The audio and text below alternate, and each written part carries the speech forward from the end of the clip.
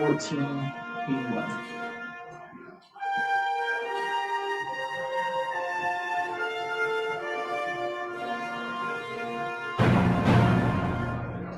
Yeah.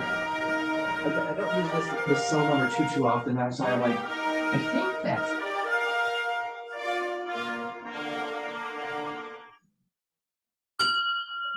Whoa. I'll get this right by, next June. Anyway, my name is Jenny Sprague. I have the privilege of serving as president of Muskegon Rotary. Welcome to all. I would like to start with a moment of silence for one of our fellow Rotarians, Rob Mathis, and his family, who are grieving the loss of their daughter, Maisha, who passed away this last weekend.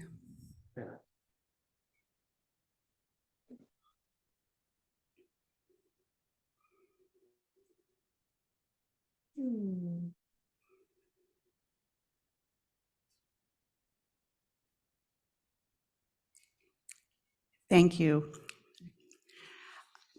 Our program today is the Muskegon Area Medication Disposal Program. We will start our meeting with the Pledge of Allegiance, an education and literacy moment, and a reflection from Andy Below. We will recite the four-way test at the end of the meeting. Okay. I pledge allegiance to the flag of the United States of America and to the republic for which it stands, one nation, under God, indivisible, with liberty and justice for all. Oh, this month, September, is the Rotary theme is education and literacy. So with that in mind, I'm going to share a few thoughts on both of those with you. I've always loved the first day of school better than the last day of school. First are best because they are beginnings. That's from Jenny Han, who is a contemporary author. To learn to read is to light a fire. Every syllable that is spelled out is a spark. Victor Hugo. It is the mark of an educated mind to be able to entertain a thought without accepting it. Aristotle. Read the best books first, or you may not have a chance to read them at all. Henry David Thoreau. I think that was an ad to, his book. The philosophy of the schoolroom in one generation will be the philosophy of government in the next. That's from Abraham Lincoln. Outside of a dog, a book is man's best friend. Inside of a dog, it's too dark to read. Groucho Marx. And then finally, education is what remains after one has forgotten what one has learned in school. Albert Einstein.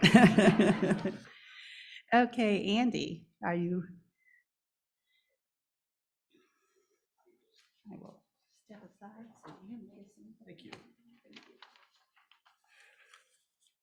We totally didn't plan this, but what I have to say really fits very well with this philosophical theme that Ginny introduced. We're used to thinking of change as something that happens gradually, but sometimes change takes place in leaps and bounds. And I know to me, it feels like we're living in a time of that kind of rapid change. And that's part of what makes our modern life so challenging. The 20th century German philosopher Karl Jaspers identified what he termed as the first axial period, where the collective human consciousness took a leap forward. And this, according to him, this happened between 800 and 200 BCE. Before that, the sort of the collective consciousness of humanity was very much tribal and communal. But after that period and entering into the axial period, as he termed it, we began to have much more of a concept of the individual in all our societies. And this apparently happened independently in Persia, India, China, the Levant, Greece, and Rome, without any apparent admixture or contact between the cultures. Many of the world's great religions, including Buddhism, Hinduism, and Judaism, all developed during this period. Today, some people are saying that we are moving into a second axial period where a new global consciousness is emerging. And this transcends both the tribalism and the individuality of the first axial period. So this is, I would like to suggest this is kind of the current challenge that we're in. It's one way of understanding all of the chaos that is happening in the world today. And it's my hope and belief that Rotary can be a place where we can address and maybe mitigate, if not counter, some of that chaos. How? By listening to one another. The media likes to divide us into the opposing camps of conservatives and liberals. I prefer to reframe that as traditionalists and progressives. The latter are those who like to embrace the winds of change head on, the sails of the boat, if you will. The former are those who like to protect and maintain the traditions and systems that have served us in the past, the keel of the boat. Anybody who sails knows that you need both. So perhaps we can admit that it takes both to make a whole, balanced society. Perhaps we need both to move forward and navigate the turbulent seas in which we find ourselves today. Thank you.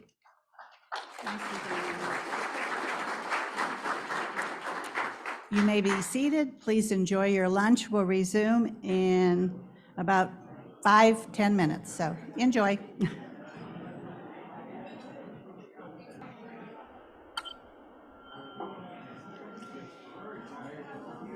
Well, I hope everybody had time to enjoy their lunch. We're ready to go on with our meeting. Our next item of business is the introduction of visiting Rotarians and guests. I know we have some guests with us. If you could all please come up here, and Claire will assist you with a mic and point out your marks. Get your marks.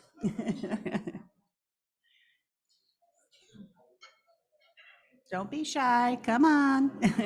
They're still swallowing. Oh, well, you'll have time on the way, come on. Make sure to go stand between us so the camera. Right here. Yeah, see, there you are.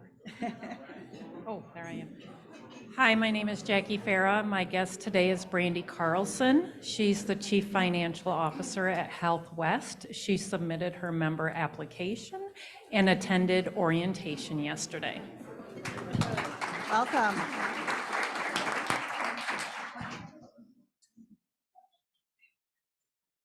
Hi, everyone. I have Elizabeth from Latinos of the Future, and she's going to give a very brief introduction to the Latino Festival this Saturday. Yes, I'm the Vice President of Latinos Working for the Future. It's the only Latino nonprofit in the entire Muskegon County. So this year, we are hosting the Latino Festival this Saturday, September 9th, from 2 to 10 p.m. from 2 to 10 p.m. at Hackley Park. And so I just invite everyone to attend, but also to connect with us. We are Latinos Working for the Future, and like I said, we are the only Latino nonprofit organization here.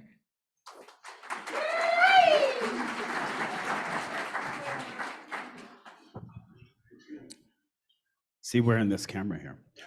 My name is Michael Ramsey, and I have made it my personal mission to fill this room with young leaders who are moving our city forward in places that we cannot be. So today I have Ayana Ray from Access Health. She's a community coordinator.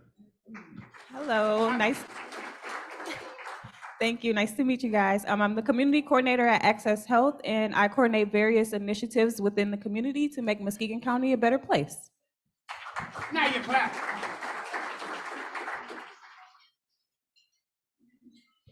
Hello, everybody. Carla Flanders here, and I have Tabitha Muscovin, which apparently a lot of people here already know. And if you don't, be sure to say hello to her before you leave. She is thinking about becoming a member, and she's a realtor. So if you're looking for a house, here you go, with Home Realty. So we welcome Tabitha. Thank you. Hello, everybody. I'm Carm Calkins, and this is my friend Walter Mrotz, and he's here on the behalf of Rob Taylor and I, and Walter attended the orientation yesterday, and hopefully will be our newest member very soon. He's a retired engineer and an actor.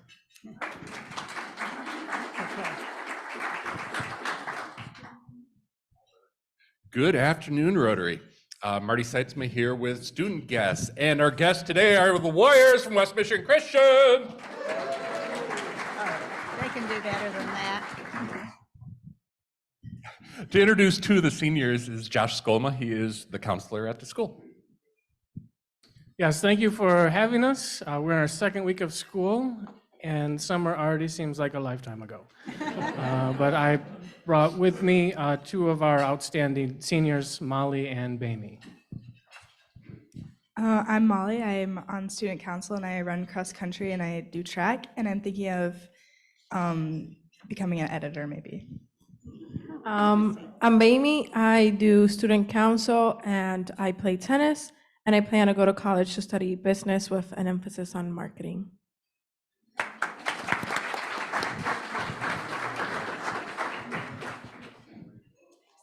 Thank you, and welcome to all of our guests.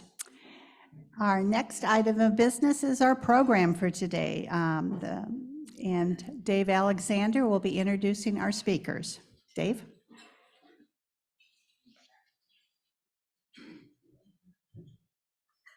Thank you, Jenny. Dave Alexander from the Program Committee. We have today three representatives of the Muskegon Area Medication Disposal Program. Starting out is our own member here in Rotary, Sheriff Michael Poulin, and he is the co-chair of the disposal program and has served since its inception in 2009. He has been instrumental in coordinating the law enforcement teams and community groups throughout his career, 35 years in law enforcement, with a strong community background and international presence.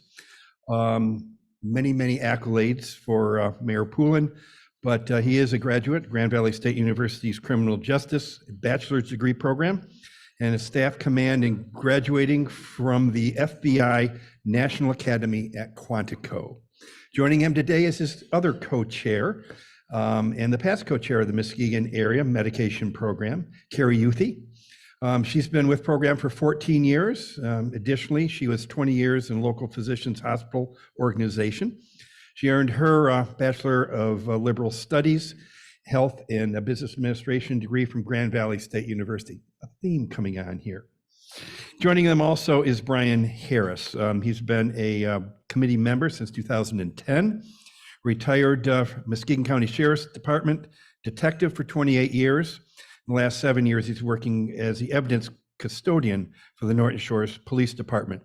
Currently serves on many boards within the community. In his spare time, enjoys volunteering with the Kids Food Basket National Night to Shine and various police memorials. But for me, most importantly, the Michigan Irish Music Festival coming up next weekend. So Carrie, Michael, and Brian, welcome.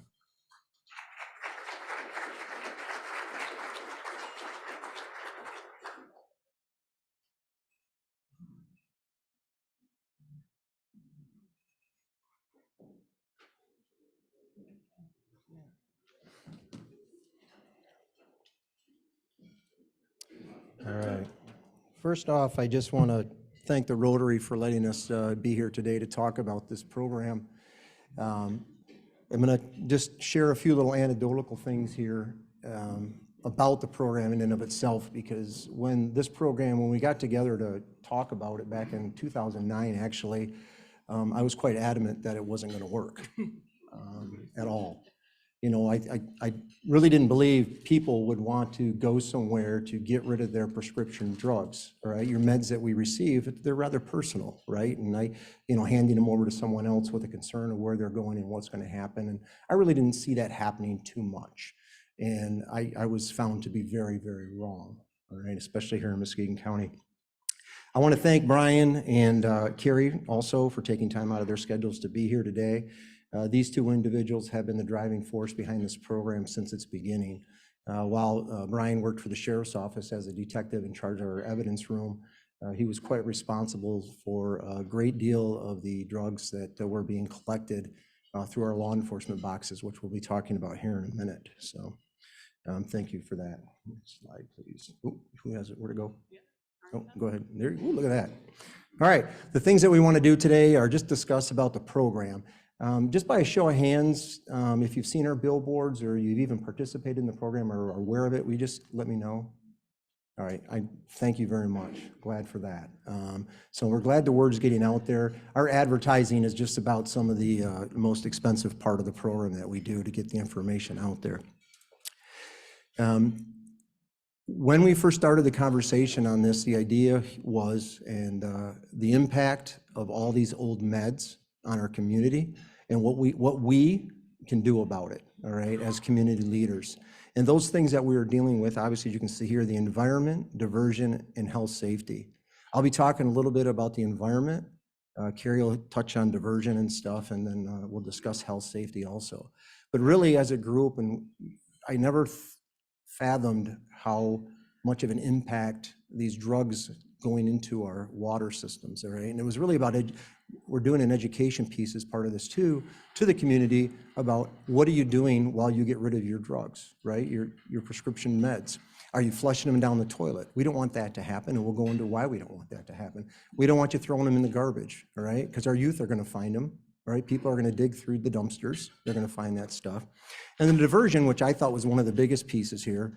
You know, I think we've all gotten that prescription where you got 90 days worth of codeine or something like that, and I only take 2 of them, right? So they're sitting in my medicine cabinet forever.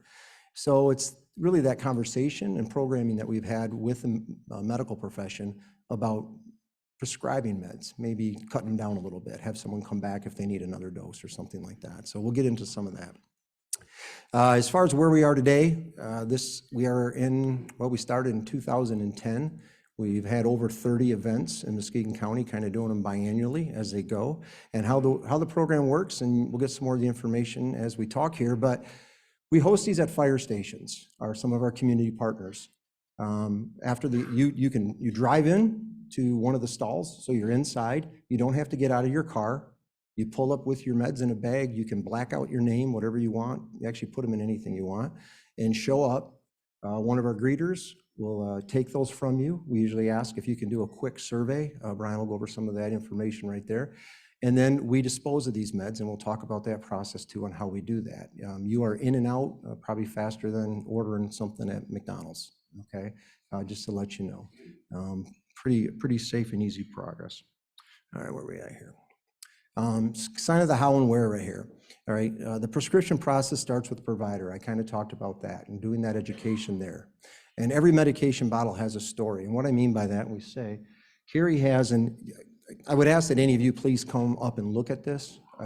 These are just some of the drugs and medicines that we've collected since 2010. And you'd be very surprised what people still have in their medicine cabinet and how old it is. There's actually one here that's labeled Truth Serum. Okay, so, yeah, but you know, I know Carrie had mentioned one time when we did an interview, and she was talking about it because some of these old medicines, when you read them about taking the medicine, it reads like a greeting card. I know, is that the one?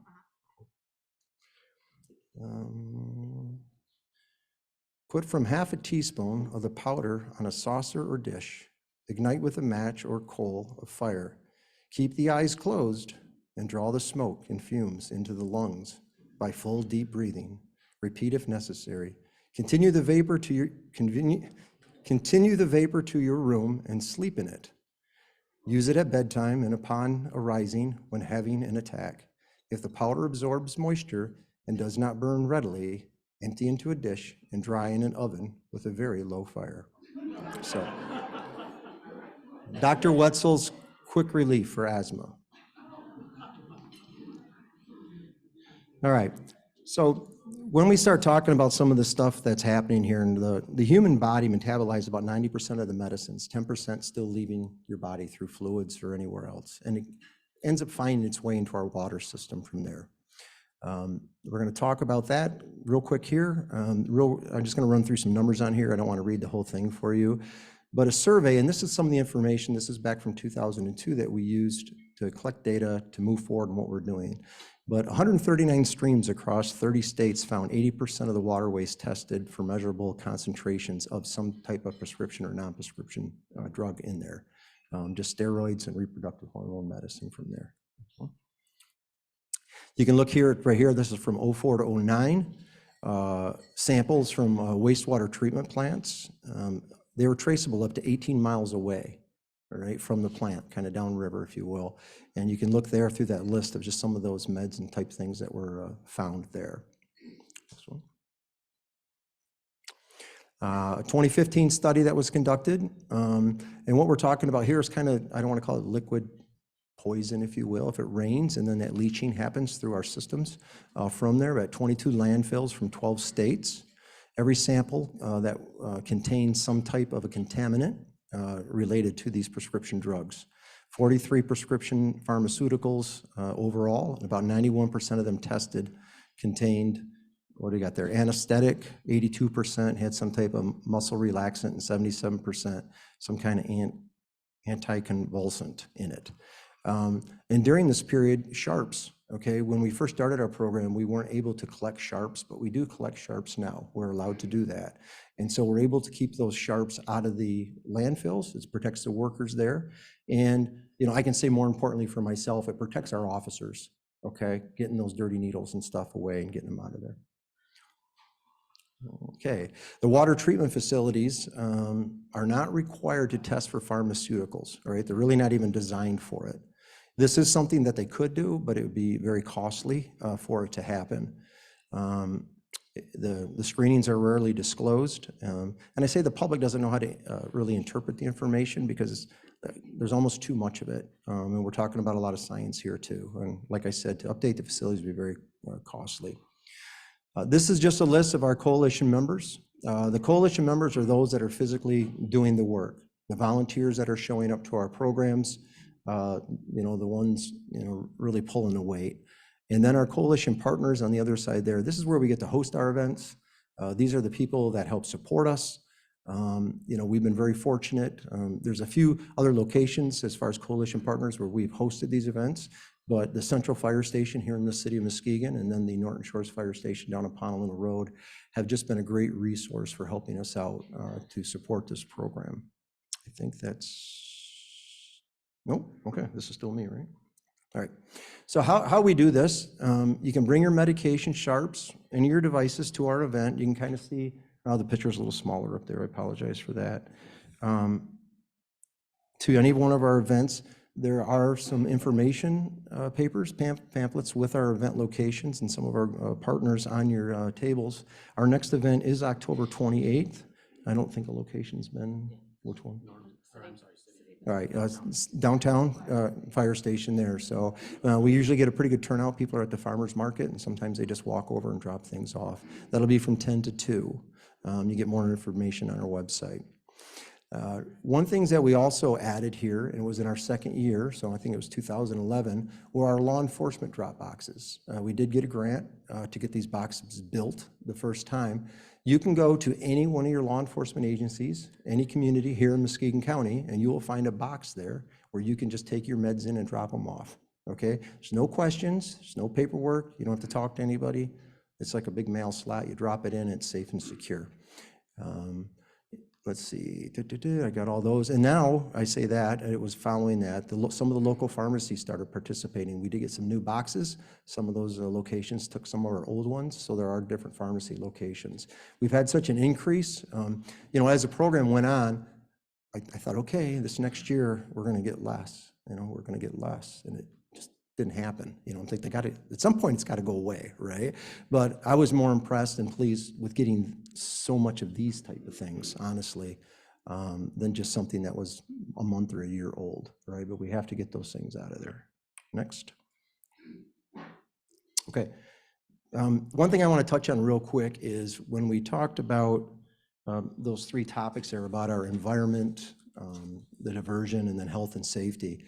The health and safety portion really is that part that deals with law enforcement. We will get, you know, any number of larceny complaints, residential B&E complaints where somebody's prescription drugs are stolen. Sometimes it could be a child, a grandchild going through grandma and grandpa's med box. We've seen people that have hosted garage sales and someone, can I use your restroom? And then they go inside and steal their stuff. These things happen, all right? Please don't let anybody in your house, okay, that you don't know. But sometimes it's even people that we do know. We run into that.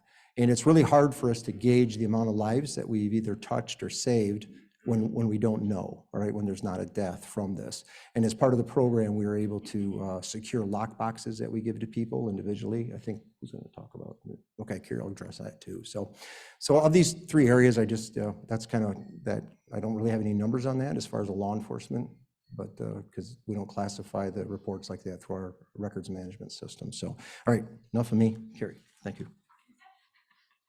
Hi, good afternoon. Thank you, Michael.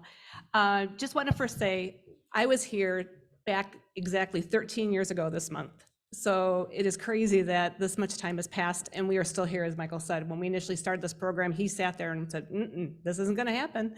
And I brought the pharmacy partners through the hospital and they're going, it's going to happen. So it is nice to see the collaboration that we've been able to have, and the program itself is still sustaining to this day.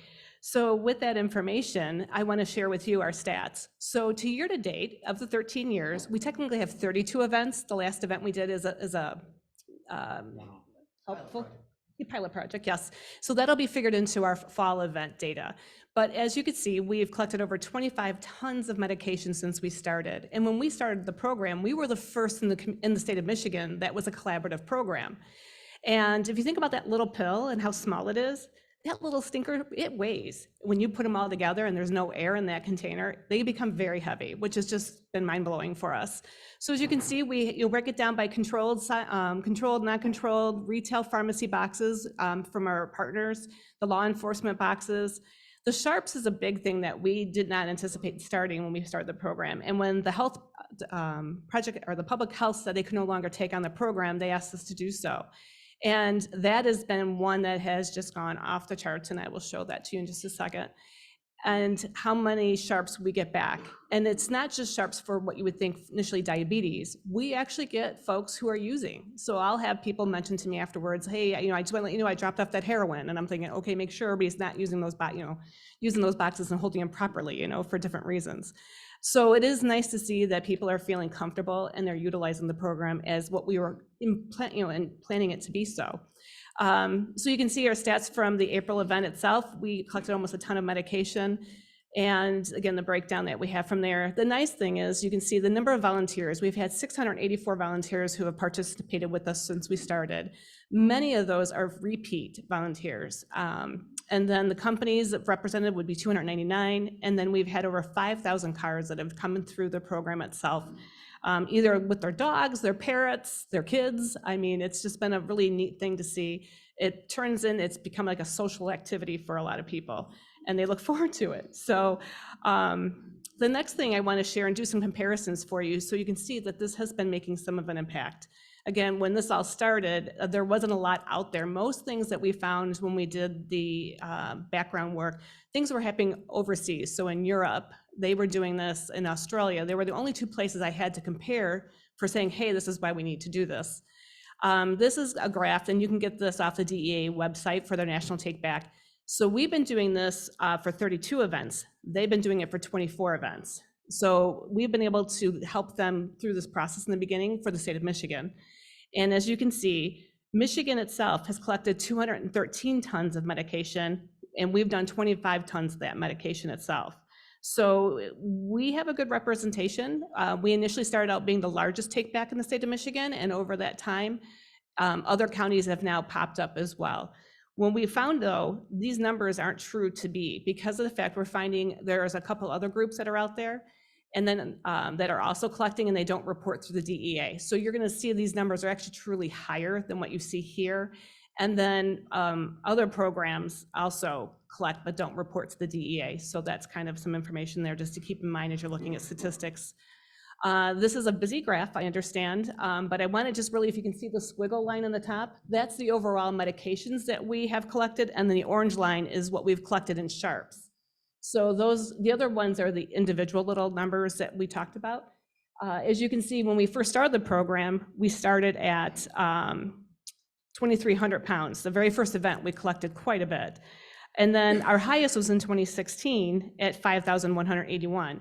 After that, what we're finding is there's been a little bit of a decline because of the fact we've gotten other groups involved. So again, Meyer now takes back medication. Ready for this? In 2019, that's the last stat they posted, they collected 120 tons in 1 year. That's just Meyer. We're not talking Walgreens, we're not talking CVS, we're not talking any other organization itself. So with that, we're very happy because our goal is really to stop collecting and then be able to use these drop boxes. We're just finding that the take back events are still very popular. And if it's a way to get someone motivated to clean out their cabinets to help save someone, that's our goal in itself. So that's just some quick data there. The next one is actually a pretty cool one. So I did this back when we were doing the CMEs for the physicians because it was helping them to understand what their pen to paper was doing. Because a lot of times, from that point earlier, they were just doing this because that's what they've always done. So now they're seeing there's an impact. If you look at that first number, so in 2010, there was 18,954,000 prescriptions that were dispensed. So that little piece of paper you got, okay, it's no longer paper, but it was paper, showing my age. That's the number for 2010. This is just Muskegon County, okay? If you look at 2022, we have 17 million scripts that were written. So we do see that the education is, it looks small, but if you think about the number of folks who are now, we teased back when we started this program, it was a pill popping community. We are now becoming more educated and more aware. And that's some of the goals that, not just saying us, but overall that has been happening. Another neat statistic too in there is in 2022, there was 8.4 million pills that were dispensed. So kind of just gives you a reference in that 17 million to 8.4 million. So what's out there. So is alluding back to what Michael said, this isn't ending. The scripts are still writing, things are still coming forward, people are still needing medications. It's just how are we taking care of it and being mindful of that. The next piece is just a document that we got from the drug-free communities. They have the drug-related desks in Muskegon because that is important to us. It's not just the overdoses, it's also looking at the number. So as you can see, we've had some sustaining and then some valleys and some peaks, and now we're back to sustaining again. So that's really the goal, is to continue to bring that down and work on those numbers. So on the MiFi, just to give you again a range of information, so a percentage of students that took a prescription drug that we reported back in 2010, that's like Ritalin, Adderall, or Xanax, without a doctor's prescription, is 5.6%. Today, or in 2022, it dropped to 1.7%. And this is what they're reporting. And then students who took a prescription drug like Oxycontin, Vicodin without a doctor's script was 8.1%, and that dropped to 2.1%. So again, education does make a difference. It's a non-tangible, but this is the best way we can show the connection to that it is working itself. With that, I'd like to turn this over to Brian. Thanks. All right, I got about 45 seconds. Found the only two people in this room that like to talk more than I do.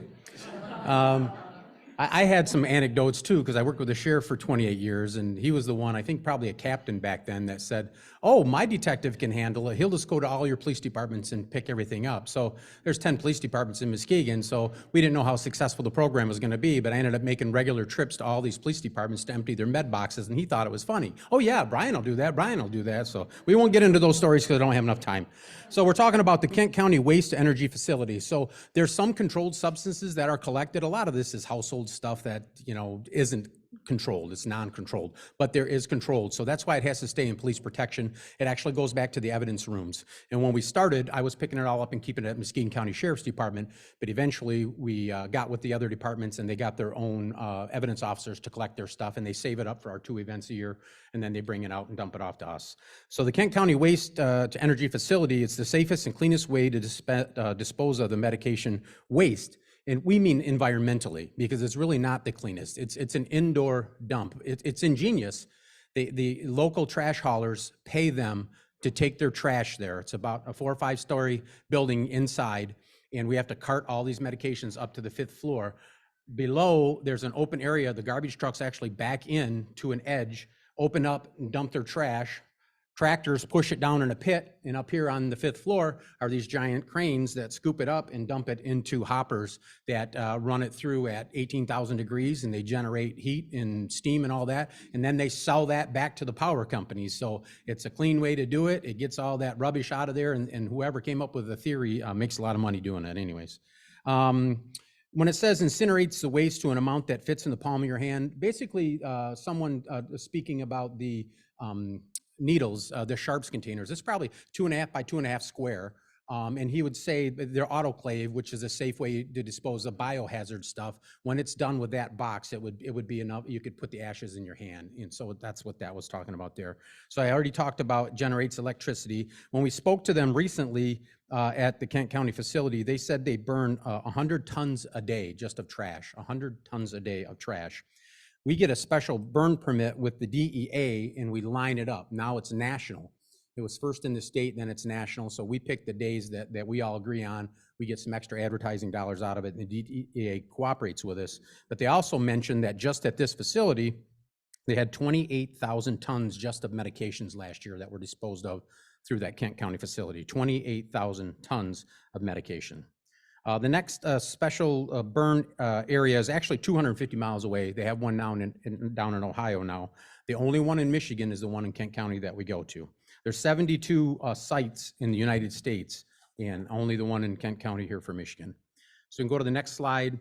Real quick, some of the surveys we did, we asked them to do a survey every time they drop off their medications. Like I say, they're anonymous, but we tried to keep track of what's working, how they're hearing about us, and stuff like that. But you can see back in 2010, some of the past disposal methods, a lot of it was, the toilet poured down the drain, trash, or gave to someone else.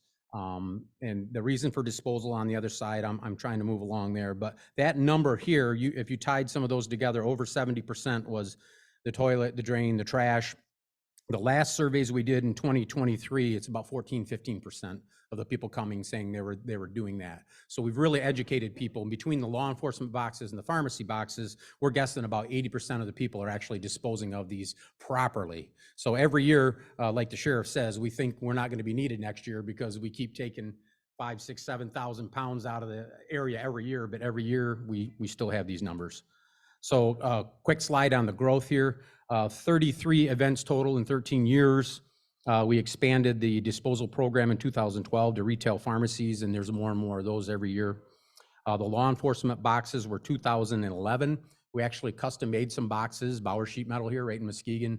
We designed them, and we designed them way too small. They had to be emptied all the time. So we came up with a program. We discovered a program actually through Rite Aid. It's called Kids Sense, and they will send you a larger box.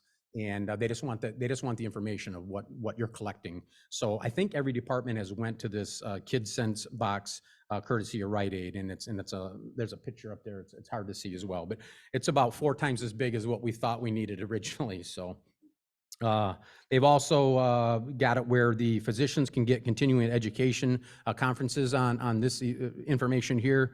The Muskegon County Opiate Task Force grew from the MAMDP. They were part of the 2015 National Drug Control Strategy.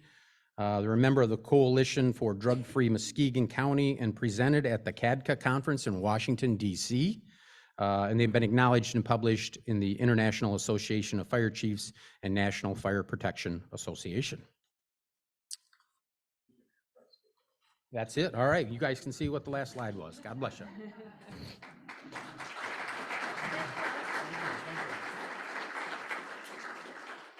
We have time for a couple questions. Dave, is over there, or you got the mic. You go where you want. Sorry. Someone back here. Just a question on the Sharps takes backs. I've asked at Meyer, I get my injections from them, but they can't take them back, and they never know where to go. Where else besides this semi-annual take back can we do that? Can you do that to the Sheriff's Department or? Great question. So if you take a look at this flyer, A larger one? it will tell you where you can take back your medications year round, and it will also denote where you can take your Sharps year round. So it'd be Trinity Health, and then with Benson's would be for the Sharps question.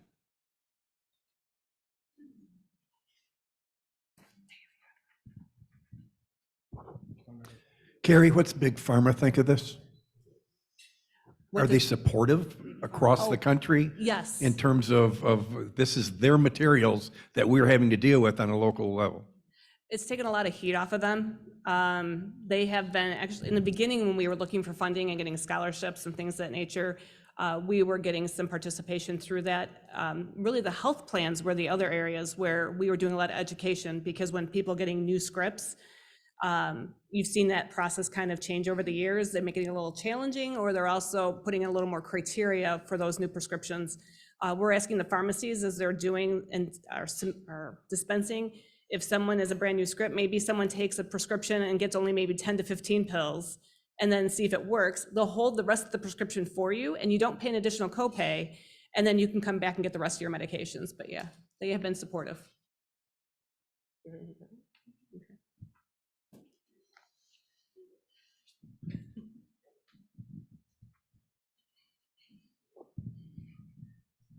For the sharps, besides injection needles and whatnot, what is the definition of a sharp? That is the sharp definition, unless I'm missing something.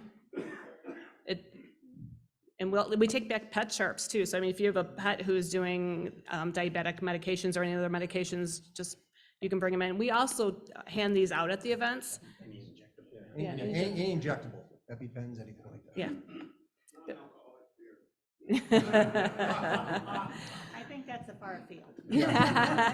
But yeah, if you need sharp containers, you're welcome to come to the events and pick these up. If you need to dispose of your sharps at the events, we do ask you put them in some kind of container, a coffee can, a detergent bottle, just not a 2-liter bottle, because those will poke through.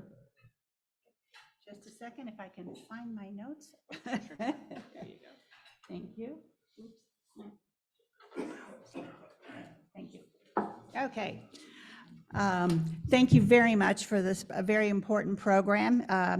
We have wowed you a few times when we emptied my parents' medicine cabinet. So yeah, what you're doing is very important. As an expression of our thanks for your presentation, Muskegon Rotary will contribute to Hand Wash. Hand Wash is a cooperative initiative between Terra Nueva and Haiti and Champion Rotary District 6290 to provide clean water, sanitation, and hygiene in rural areas of Haiti. So thank you very much. We appreciate this. That is an awesome suitcase. So thank you.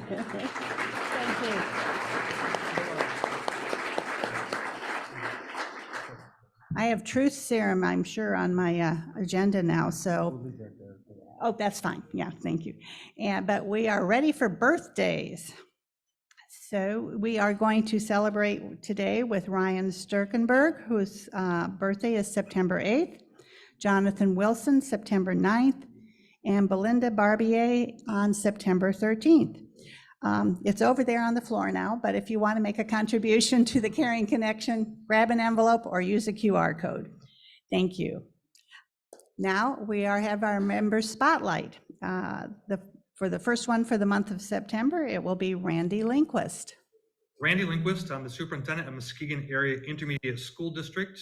This is my second year as superintendent, but I've been with the organization for 15. Started at the Muskegon ISD in 2007 and have been a Rotary member since 2014 and have enjoyed my membership in the Rotary community. Well, my entire family is a family of educators, so we've always been about service, and Rotary motto is service above self. So I truly strongly believe in that, of service above self, and work hard to do that in my job and in my everyday life. And as an educator, I work very hard to serve our schools, our kids, our families, and our community. I've become more involved in Rotary over time. I was the Interact coach chair for 9 years, and now moving into the New Generations Council co-chair. Have been more active in events and activities to support the club, and will continue to do so in the future. I think Rotary has helped me become even a better leader in my role at the ISD, whether it's been superintendent or my previous roles. And it helps me be a leader in my community. The connections you make in Rotary are tremendous, and you work with great people for great reasons to serve others. And so I think Rotary has definitely helped me develop as a leader. Just that I'm a passionate educator. It's been a part of my whole life, very focused on serving our local community. I love West Michigan, love Muskegon County, and I want the best for it. So I will keep working hard to make sure I provide service that will help it grow even more.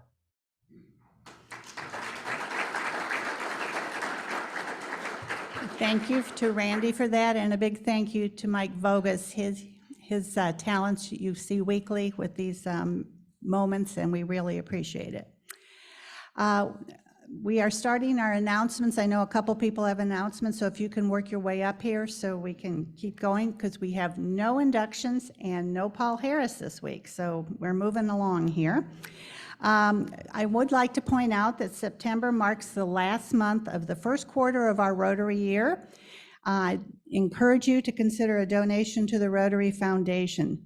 4 smaller donations during the year will add up and help Muskegon Rotary increase our support of the philanthropic work of the Rotary Foundation. So please consider that in your giving. Every Rotarian, every year, we want to do better. So thank you for that.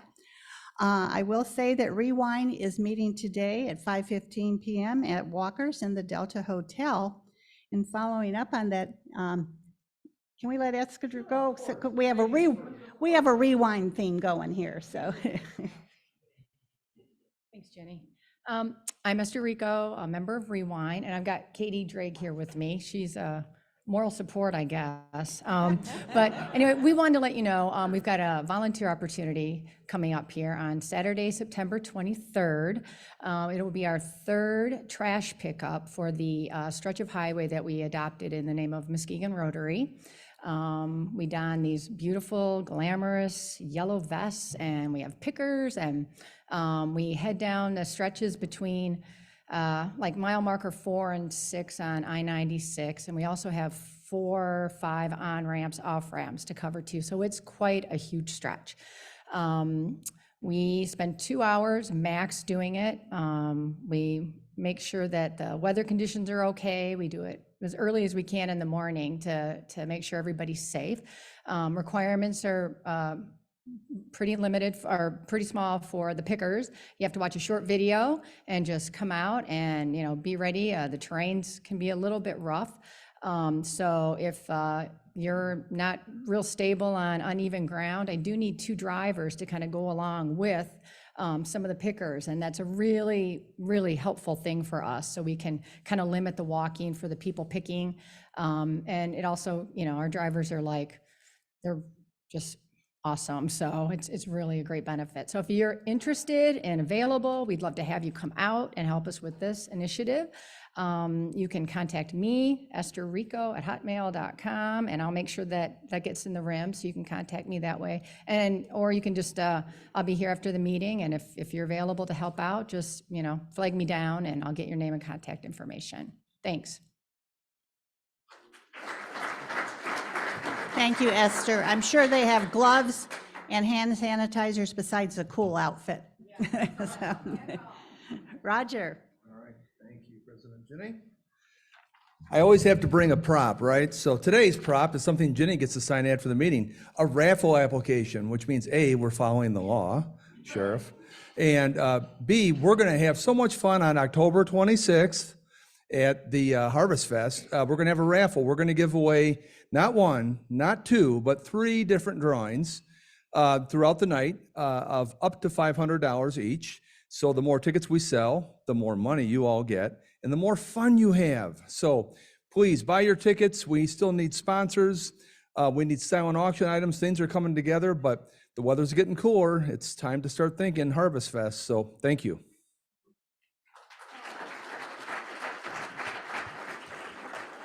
I'm going to start arranging announcements by height. I think that'll work better.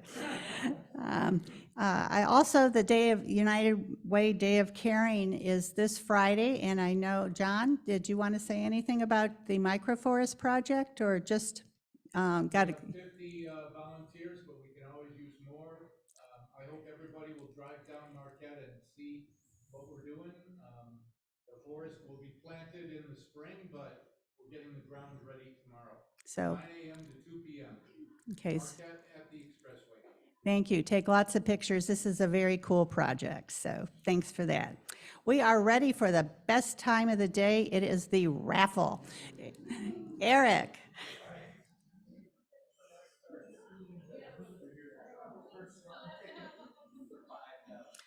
First drawing is for $5.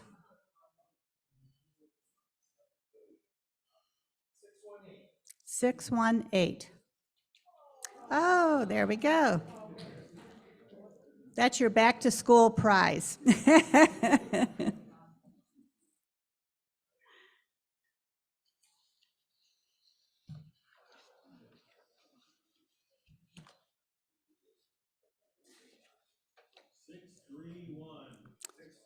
$631. Is this $10? Eric, was this for $10 for Mrs. Crandall?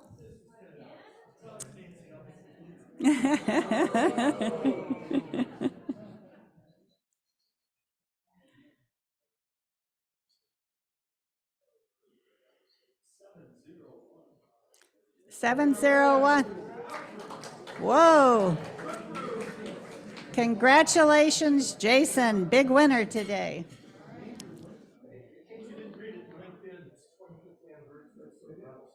Yeah, there you go. Thank you, Eric. And the proceeds from the raffle, you might know, go to also help support Caring Connection and go to the End Polio Now initiative, Polio Plus. Next week's program will be a presentation from Mission for Area People. And we will now close our meeting with the four-way test. So if you could rise, please. Of the things we think, say, or do, is it the truth? Is it fair to all concerned? Will it build goodwill and better friendships? Will it be beneficial to all concerned? Oops. Have a good week and go create hope in the world. We are adjourned.